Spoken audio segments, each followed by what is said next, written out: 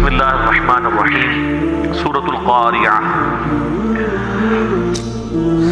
چونکہ پارہ نمبر 30 ہے ہی انذار بالآخرہ ہے، تو اکثر صورتیں جو ہیں وہ قیامت کے دن کا نقشہ کھینچتی ہیں، انہی میں سے ایک صورت یہ بھی ہے القاریہ،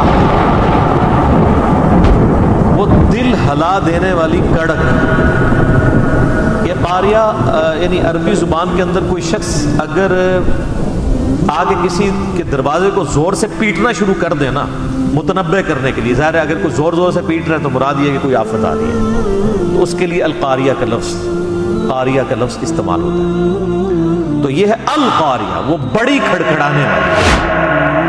مل قاریہ، تم کیا جانو کہ وہ بڑی کھڑکھڑانے والی چیز کیا ہے؟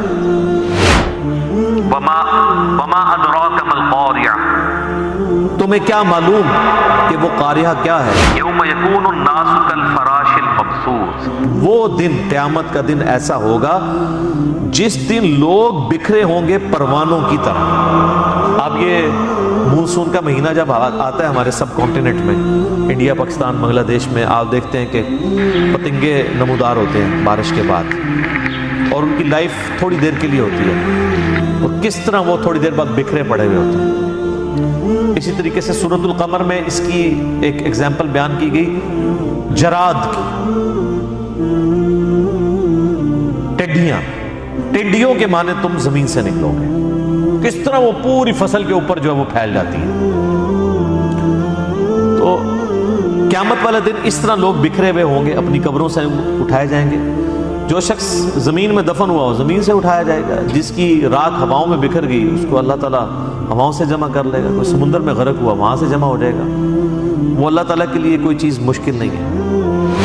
وتكون الجبال كالعهن المنفوش، اور پہاڑ دھنکی ہوئی اون کی مانند ہوں گے۔ یہ آج کل اب یہ سردیوں کا موسم شروع ہو رہا ہے، تو آپ یہ کبھی یہ جو رضائیاں بھرنے والی دکان ہے نا، جہاں پہ روئی کو جو ہے وہ بھرا جاتا ہے تکیوں کے اندر، رضائیوں کے اندر، تو آپ وہاں دیکھیں گے کہ وہاں پہ روئی کے جو باریک ریشے یوں اڑ رہے ہوتے ہیں، اس طرح پہاڑ اڑ رہے ہوں گے۔ اس روئے ارض پہ سب سے محکم چیز اللہ کی مخلوقات میں سے پہاڑ ہے۔ پہاڑ سے زیادہ کوئی مضبوط اور محکم چیز نہیں ہے۔ جتنے بھی جاندار ہیں، چاہے آپ جانوروں کو دیکھ لیں، نباتات کو دیکھ لیں، جمادات کو دیکھ لیں، یہ جمادات میں آتے ہیں نا، سب سے مضبوط چیز پہاڑ ہے۔ کتنے بڑے بڑے پہاڑ ہیں، کلومیٹرز پہ پھیلے ہوئے، کتنی مضبوطی ہے ان کے اندر۔ اس لیے آپ دیکھیں کہ امریکہ نے جو اپنے نیوکلیئر جو بم ہیں وہ پہاڑوں کی بیسمنٹس میں سرنگیں کھود کے سٹور کیے ہوئے ہیں، یعنی اگر اٹامک حملہ بھی ہو جائے نا تو پہاڑ اتنی مضبوط چیز ہے کہ وہ جھیل سکتا ہے اسے، جو پتھروں کے پہاڑ، اور وہ بھی قیامت والے دن اس طرح اڑ رہے ہوں گے جیسے جو روئی کے ریشے اڑ رہے ہوتے ہیں، یعنی ان کی بھی کوئی اوقات نہیں ہوگی، گریویٹیشنل فورس ڈسٹرب ہو جائے گی ظاہر اللہ تعالیٰ کی طرف سے، اور جمع الشمس والقمر، سورج اور چاند ملا دیے جائیں گے، ہر چیز تل پٹ ہو جائے گی۔ اللہم اجرنا من النار، آمین۔ تو اب اس کے بعد ظاہر ہے کہ اینڈ رزلٹ دو ہی نکلنے ہیں۔ ایک وہ لوگ ہیں جو دنیا میں انبیاء کی پیروی کرتے رہے، اللہ کی کتابوں کے پیچھے چلتے رہے، اور دوسرے انبیاء کی مخالفت میں زندگی گزارتے رہے، دونوں کا انجام ڈفرنٹ ہے۔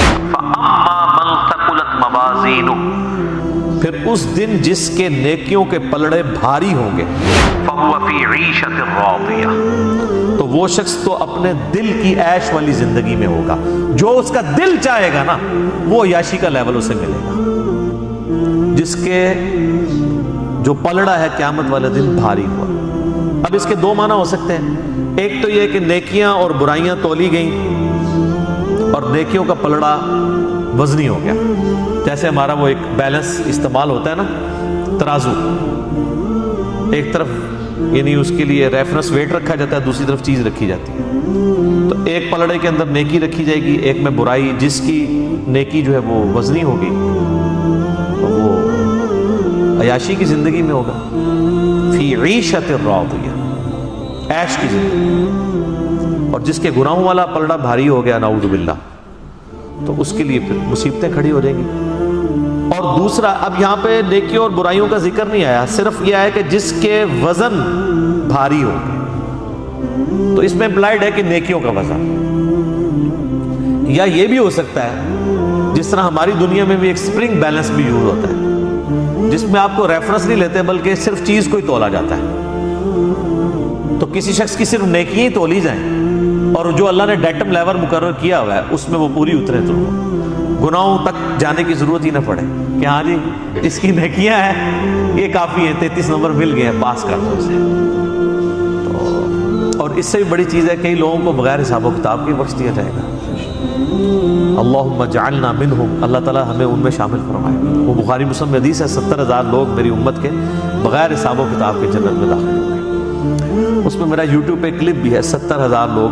ظاہر ہے وہ اتنا آسان نہیں ہے، ان کی نشانیاں ہیں، ان کے اندر کیا کوالٹیز پائی جاتی ہوں گی، ان کے لیے وہ بشارت ہے.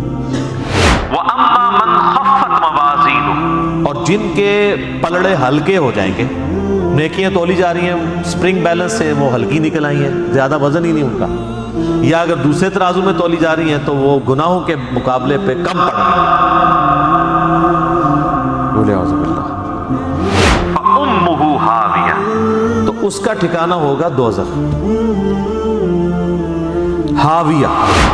وَمَا أَدْرَاكَ مَا هِيَ، اور تمہیں کیا پتا ہے کہ یہ ہاویہ کیا ہے؟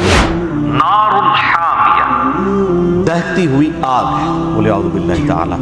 اللہم اجرنا من النار. اور یہ آگ کوئی عام آگ نہیں ہے، بخاری و مسلم کی حدیث ہے کہ دنیا کی آگ سے 70 گنا زیادہ تیز ہے آخرت کی جہنم کی آگ.